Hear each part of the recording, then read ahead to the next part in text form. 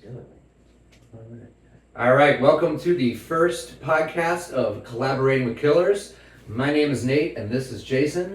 What we're basically trying to put together here is a podcast where we're going to highlight Jason's life and a lot of the artwork that he's done over the years. The first thing we're going to do, or this first episode, is more of an introduction to Jason, where he's going to kind of give us his past, and I'm going to ask him a bunch of questions about it. And then we'll give you a little preview of our first official episode where we'll go over one of the killers Jason's interviewed with. All right? So, Yeah, and bear with us. This is our first ever doing this ever. We literally just hit record. So, all right. So, Jason, why don't you kick us off? How'd you get into this? Where's the story start? Okay. So the background. I was brought up in a very strict religious Christian home. I didn't get to spend any time really up through teenagers outside really the church and other church kids. I wasn't allowed to play with other people and stuff. So I had a very And you said in the box. You were homeschooled. I was homeschooled. Yeah, I went to a Mennonite school for a while, and then I was homeschooled. Okay. Yeah. And what was homeschool like? It was horrible. See, and the thing about me is I have ADHD, I'm bipolar, and I'm autistic, and I didn't know all that shit as a kid. So I was thrown into, schools and church for 5 hours at a time, expected to behave and sit still, and everything's driving me friggin' nuts. People turning pages and all that. So Oh, so you're so hypersensitive. people, yeah. All I wanted to do as a kid was get away from people, honestly, and not necessarily that I didn't like the people. It was the autism, the sound, the sensory stuff made it really hard, and still can be difficult. But I'm around people that understand my disabilities. Yeah. What would you do at church for 5 hours at a time? Well, so they would want, my parents would teach a class, so we'd go to a class, and then after all that was said and done, we'd have to, you'd mingle, and then we would go to the adult service with my parents, so we'd go to another service, Yeah. and then you'd get together and do the brunch thing after, so it was hours. Okay. It was the whole day. So my whole thing was, I was stuffed in school and church, so I had one friggin' day a week that I could enjoy life. Yeah. Saturday, I could just go out in the woods, man. Okay. Nothing driving me up the wall. All right. You spent a lot of time in the woods. Yes. So I see you Tons. were there I still naked love in the woods. I love the woods. I still do. Okay. Yeah, but hunting, fishing, hiking, camping, all that stuff, I still do. So I take it the going to the church was a big turnoff from religion. It was. Yeah. Yeah, and I was religious up until my 30s. I believed the Bible, and but I didn't. I never dove into it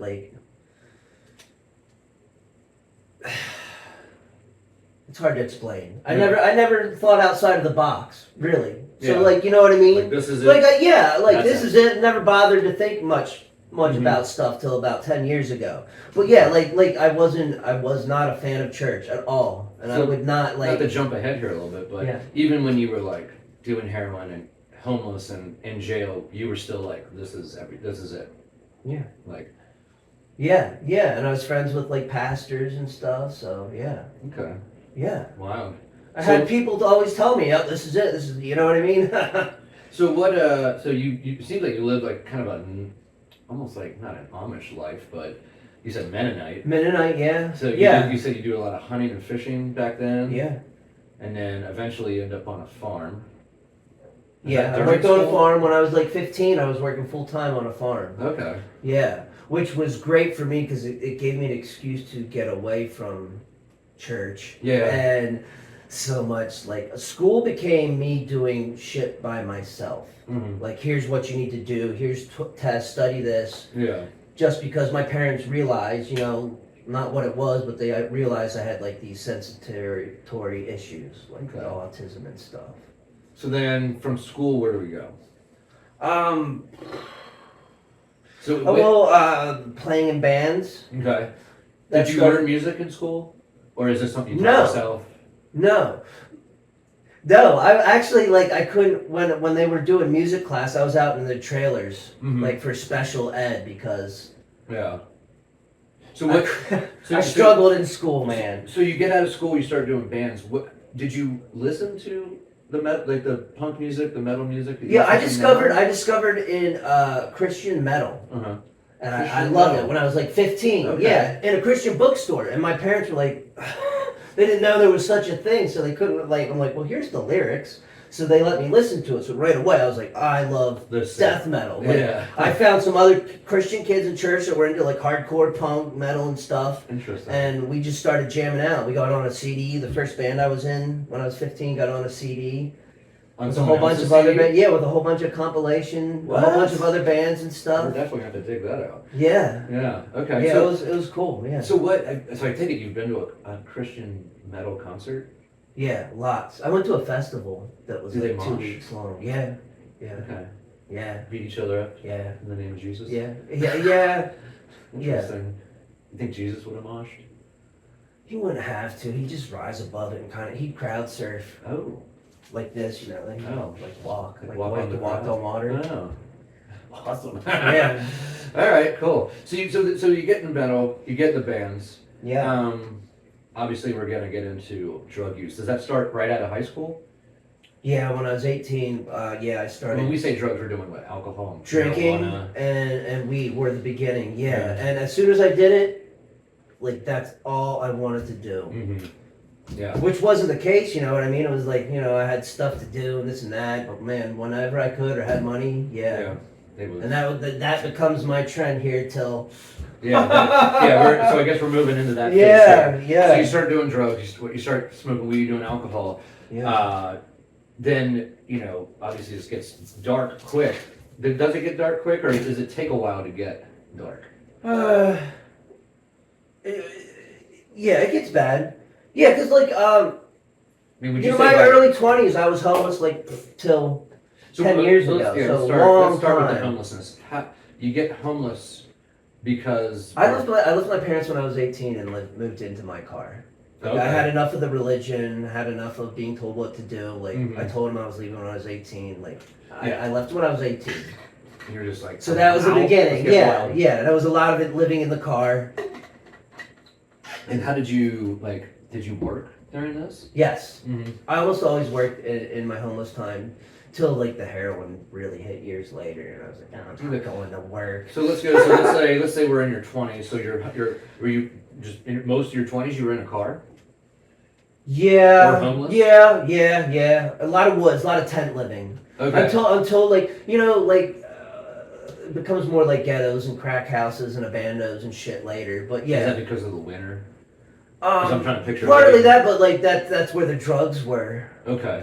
So if I could go back, I would have stayed in the woods, man, because it really didn't bother me living in the woods. It still wouldn't. I love my family, but you know what I mean. If Oh, I didn't yeah, have yeah. my family, it wouldn't hurt me living in the woods. I Okay. know how to live very comfortably in the woods. How'd you do it? But in the ghettos winter? suck.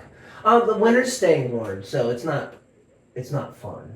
But Yeah. then again, if you're working a job and picking up overtime and shit, I Okay. do stuff like that. Go back to the tent, extra So- blankets and shit. So when did you start drawing and getting into all, we'll get to the killers part, but Yeah. so were you Well- always drawing then and doing your artwork?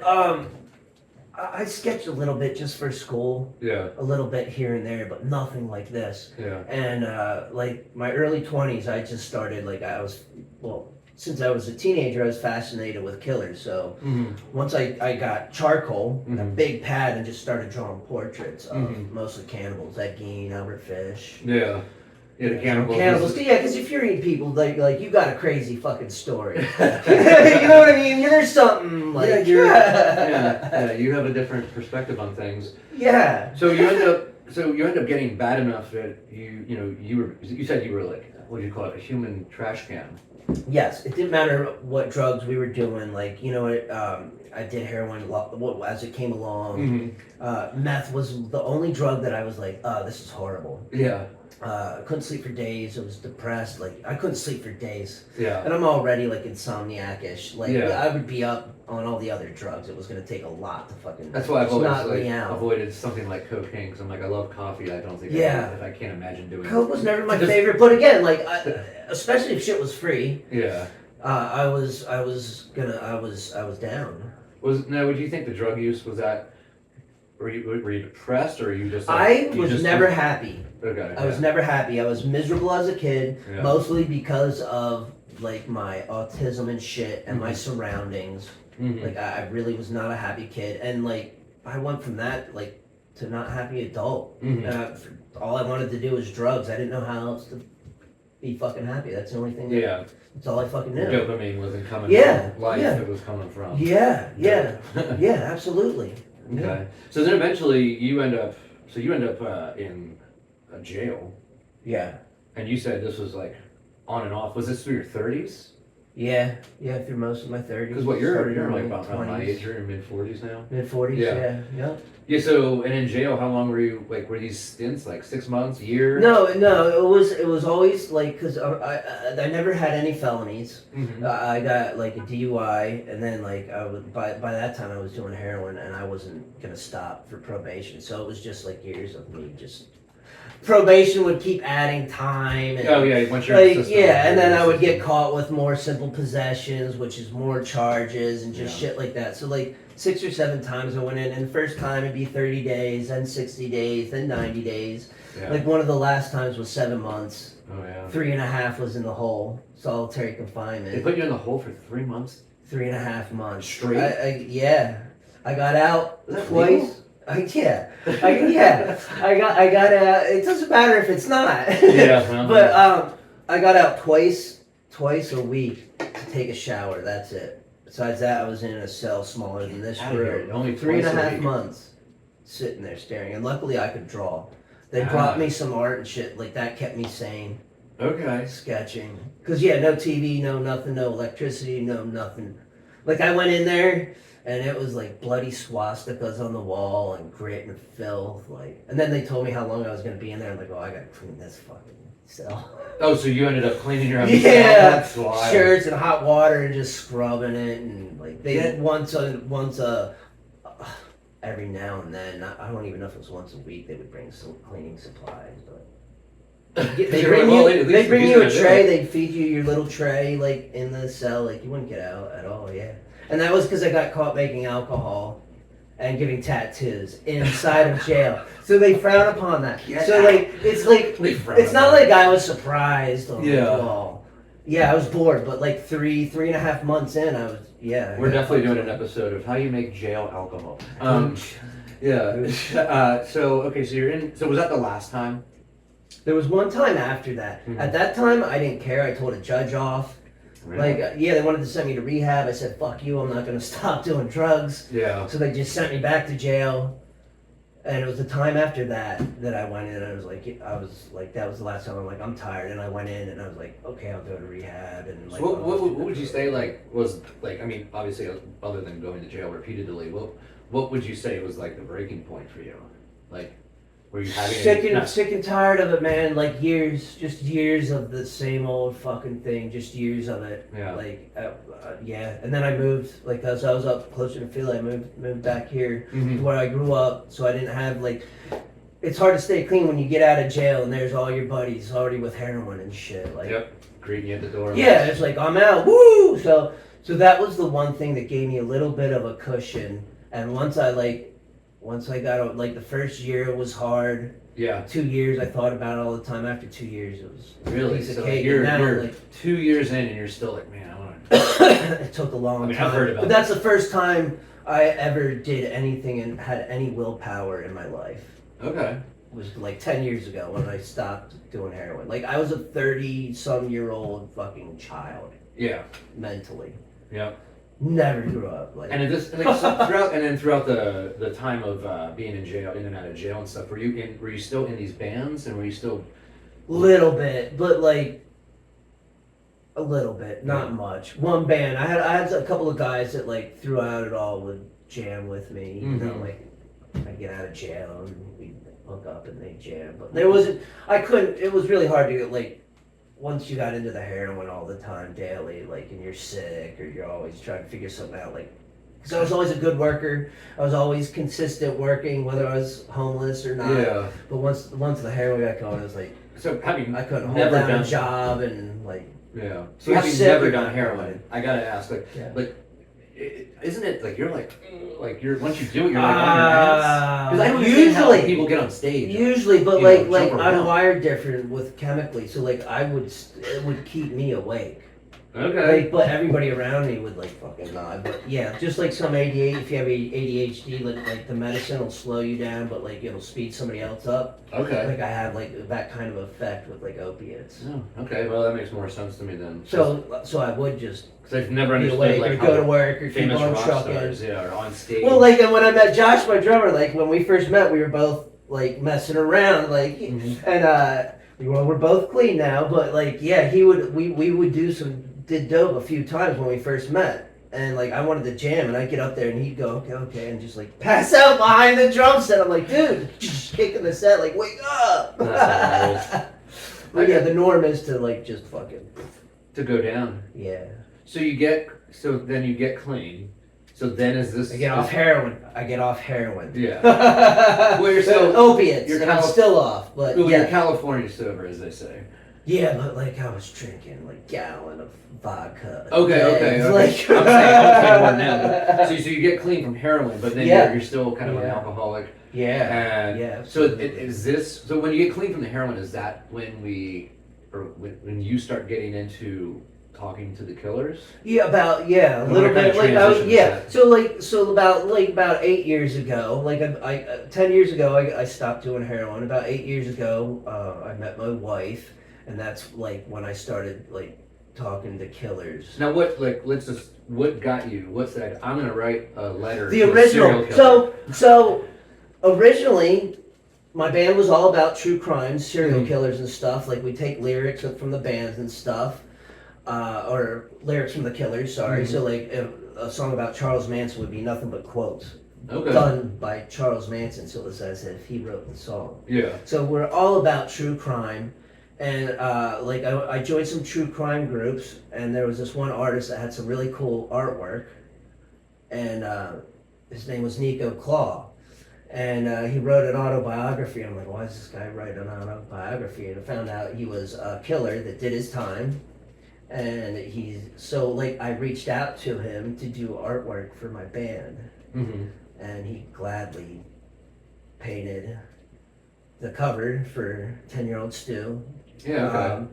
And then he has a publishing company, so he liked some of the artwork I was doing and put some of my artwork in some of his books, Mm-hmm. which was awesome. That was Yeah. always a dream of mine as an artist, so that was so fucking cool. Yeah. So So essentially, you were collaborating with this killer. yes, and that's before I even wrote any killers. Yeah. I just thought it would be cool, and yeah, he was down, and we've done a bunch of projects and collaborations ever since. Okay. We'll probably Yeah. Dive be back. talking about him more Yeah, later. So But let's jump to the first like. the first killer that I wrote is Todd Colehep, Okay. and he reached out to me because he saw some artwork I did of him. He wanted to talk to the artist, Mm-hmm. and that's when like the light bulb went off, and I'm like, I started talking to him. I'm like, let me just try to like write a whole bunch of killers, and like I talked to over a dozen of them and worked with over a dozen of them, but I wrote like over 150 killers, like Really? hand wrote them, Yeah. sent sketches and stuff. Yeah. So And then they I started- went hard, but Okay. yeah, a bunch of them like wrote they started back getting and replies. they started doing artwork with me and sending me hand tracings. Like a lot of what you see here came from the Killers. Mm-hmm. Yeah, Like this one right here would be a collaboration. that's just in a handprint, and that's Jason Vukovic. He's not a killer. He was the guy that was in jail for beating up. What words I use? Oh. He was Yeah, be careful. assaulting Okay. People that were assaulting children. He went after those people Oh. with a hammer. So he was not a killer. And neither was Steve Nick. He's Kind in of a here hero. too. Yeah, we got Slug Away here too. But besides those two, they're all killers. Yeah. Nice. Yeah. So you start doing this, you start getting so basically you start getting way more into the artwork and stuff. Yeah. From there, then then the band, you're still doing the band the whole time? Yeah. Still 10 years now. We're still doing the band. So, Yeah. Yeah. Nice. And you guys are getting ready to record. Yeah. Yeah, we've done some. We have some more recording equipment, so we're gonna try to get busy and do a whole bunch. Mm-hmm. And then you've also, because I think we're going to transition into talking about the next episode. But so you've been moving away from the Killers, and now you're getting more into kind of alternative states of mind. Yeah. Aliens, meditation. Yeah. So like, it's about 2 years ago, I stopped drinking, Yeah. and like, I was a gallon of vodka a day drinker, Yeah. especially when I quit heroin, plus a case of beer. Like, Yeah. I drank a lot. Doctors told me my liver was fucked up, Mm-hmm. so I decided to quit because I like my life. I got a wife and kids now, so I quit drinking. And as a side effect, I kind of cleared out my head, and I realized I didn't know shit. Like, my education wasn't that great. So I started re-educating myself, like YouTube and stuff about science, history, and I kept like going from there to like all kinds of scientists, quantum physics, guys that are talking about aliens. Like theoretical stuff. Into spiritual gurus, channelers, psychics, like all kinds of stuff that I'm into now, like all altered states of mind. I started meditating and doing breath work. Okay. So- Yeah, we're gonna get into that eventually. Yeah. Meditation has been like life changing for me too. I want to take a step back because I realized that we skipped this part I really want you to talk about. Yeah. Describe to me deathmatch wrestling. And how old were you? This goes back to your This is like- 20s? Yeah, 20, Okay. give or take. I was in like 5 matches because I always wanted to bring like a horror movie character to life. I was into serial killers, Leatherface. Mhm. So I made this. I had some friends in the backyard wrestling. So I was Misery. I wore a mask that was half leather, half barbed wire, and we had halogen light bulbs, like 20 of them over pits, and we'd set each other on fire. And we had like fans that we would silicone barbed wire on the blades Yeah. and plug them in and just like Yeah. it was a lot of blood, So, a lot of like I was were really you a like mix- I didn't like to pick fights and stuff, Yeah. but like I liked violence. So Yeah. like I was all cool, just gushing blood everywhere. Like I used to do this shit when I was playing live with my band. And then later in my early 20s, like I got into Brazilian Jiu-Jitsu. I did lots of karate growing up. That's what Yeah. my parents actually let me do. Yeah. So Yeah, like, you and I talked about jiu-jitsu. yeah, that was fun till like, fuck, drugs and jujitsu do not add up. I don't had to know hang in that. the towel, dude. I'd go in and I was already so torn up from the night before. I'm like, these guys are just throwing me around. Yeah. Were you a Mick Foley or Mankind fan? Yeah, absolutely, absolutely. You know, that was Misery. My wrestling character was a little bit of Mankind, a little bit of Leatherface. Love it. Yeah. Yeah. Do we have any I wish. video? Oh man, that'd been I awesome. love so much art, so much music, so much videos over the years, being homeless and through Yeah. jail. Yeah. Okay, well, I think that's a good summary. Yeah. Because now I guess the Did you want to talk about the Killers at all? Well, I think we're going to transition that because I think what I wanted to do here is kind of tell your story because I feel like you're like a story people that are in that position could look up to, like in that like there is an outcome, like Yes, you're married, that's have my biggest thing kids, to you know people what I is mean? anyone can change. Like homeless, drug addict, hardcore Yeah. for almost 20 years. And, now, wife, kids, Yeah. you know what I mean? Happy Happy life. Yeah. Band, friend, arts, music, friends. Yeah, Yeah. life's good. Hell yeah. Yeah, let's move into killers. Do we want to talk about specific killers, or do we want to just highlight what's coming next for the next episode? It's up to you. I mean, here's a few of the killers like I could talk about, or we could just go into. Let's just let's highlight a couple that we're going to talk about, but don't give too much detail, and then let's just really give a small glimpse into the vampire. Sure. So like it was over a dozen. So some of the guys we might do episodes are there's Scott the Hannibal Kimball. He's suspected of over 20 some killings. He's confirmed for. What's really funny about him is he bullshitted the FBI. Like he worked as an informant so he could get out of shit, and he never gave them any real information. Why? For years. he fucking toyed with the FBI before he finally got nailed. Yeah. And then so you have collaborative stuff with him. We'll do a show. Yeah. Okay. Yep. There's actually one I did of him and one of his victims, and he did this part, the chainsaw and the leather face. Okay. Oh. Yeah. He's not too bad. No, he's a real good artist, and they vary from talent, from from the different artists. Howard Belcher, the Necktie Strangler, or as I like to call him, the 20-inch cock killer. But we'll get into that later. I'm scared. Haddon Clark, I have a ton of artwork from, and he's probably the darkest case that we might go into because he ate little kids.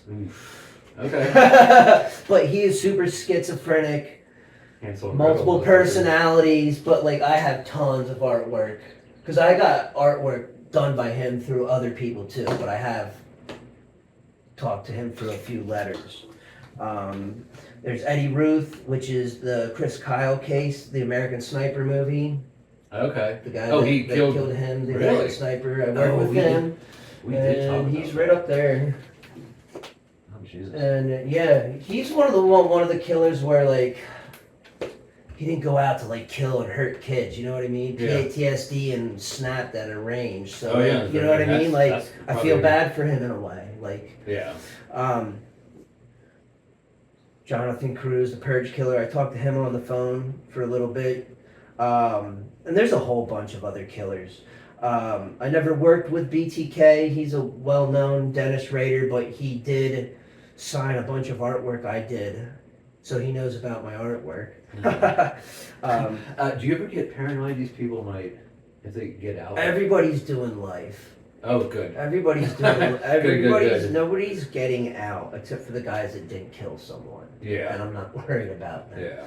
So if some of these guys were getting out, like the one we're going to talk about, remember I had a scare and I told you, hey man, I was going to pull the plug with like the episode, communicating with them, everything. Yeah. But it was just a miscommunication.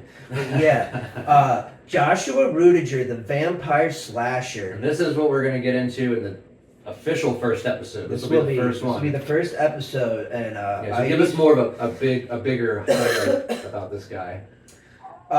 This guy was slashing throats and drinking their blood of victims, not even really bothering to see if they were alive or dead. Just cut.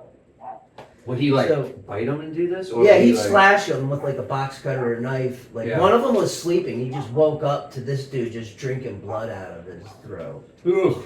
So yeah, and super schizophrenic. He claims to be a 2,000-year-old vampire.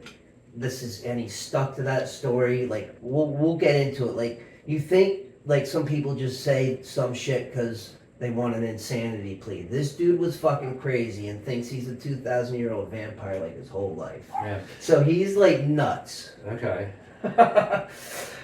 Where Where was he located? What was the... California. Okay.